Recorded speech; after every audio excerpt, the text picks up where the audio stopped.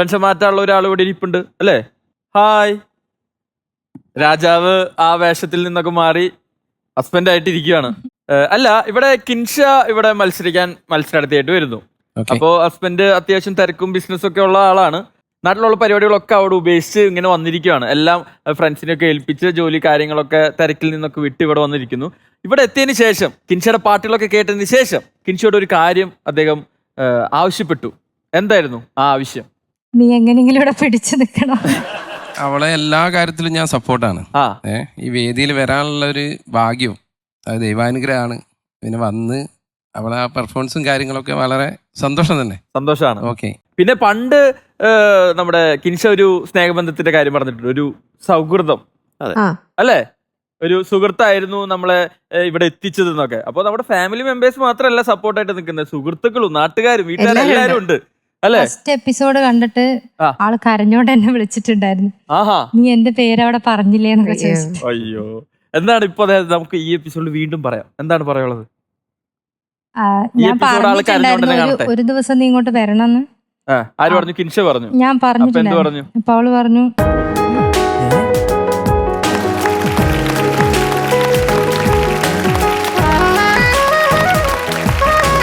അപ്പൊ അവള് പറഞ്ഞു. അപ്പൊ അവള് എനിക്ക് പറഞ്ഞു അവളാണ് ഇവൾ.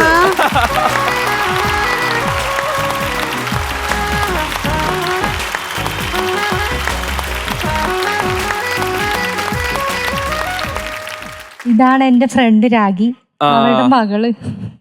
ഫ്രണ്ട് കരഞ്ഞിട്ടൊക്കെ വിളിച്ചു എന്നാണ് പറഞ്ഞത്. കണ്ണം നിറഞ്ഞോ ഫസ്റ്റ് എപ്പിസോഡൊക്കെ കണ്ടപ്പോ?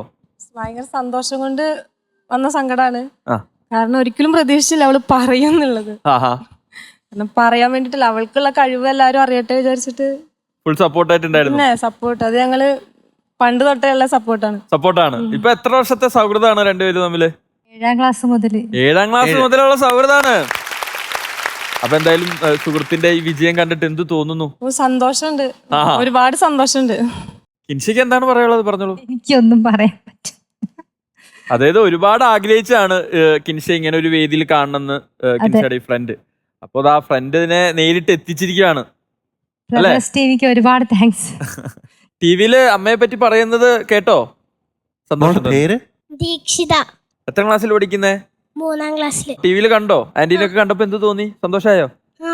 അമ്മ ഭയങ്കര വിഷമത്തിലായിരുന്നു എന്നാ ആന്റി പറയുന്നത്. ഞാന് ഇവളെന്നെ പറ്റി പറഞ്ഞല്ലോ, അപ്പൊ എനിക്ക് ഭയങ്കര സന്തോഷം കൊണ്ട് ഞാൻ കരഞ്ഞു പോയിണ്ടായിരുന്നു. ഞാൻ ബാക്കിലേക്ക് തിരിഞ്ഞു നോക്കുമ്പോ എന്റെ അമ്മയും നാത്തൂനൊക്കെ ഇരുന്ന് കരയണു.